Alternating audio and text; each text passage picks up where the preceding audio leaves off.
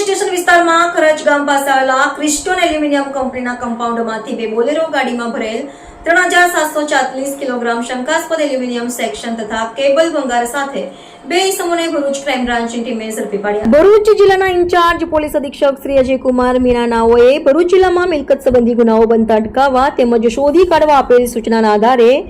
Police inspector Shri MP વાળા LCB ભરૂચના માર્ગદર્શન હેઠળ ઉપરોક્ત સૂચનાઓ મુજબ મિલકત સંબંધી ગુનાઓ બનતા અટકાવવા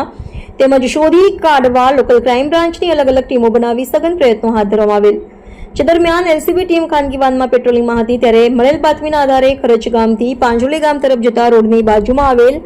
ક્રિસ્ટન એલ્યુમિનિયમ કંપનીમાં બે બોલેરો પિકઅપ ગાડીમાં બિલ વગર ભંગાર ભરીને આવેલ છે અને બંને બોલેરો પિકઅપ ગાડી કંપનીના ગોડાઉનમાં હાજર છે. જે મળેલ બાતમીના આધારે બાતમીવાળી જગ્યાએ રેડ કરી બોલેરો ગાડીમાં ભરેલ એલ્યુમિનિયમના કેબલ નાના મોટા ટુકડાઓ ભંગાર તથા બીજી બોલેરો ગાડી ભરેલ એલ્યુમિનિયમના સેક્શનના નાના મોટા ટુકડાઓનો ભંગાર 3700 કિલોગ્રામ 740 કિલોગ્રામ કિંમત રૂપિયા 11,22,000 તથા બે બોલેરો ગાડી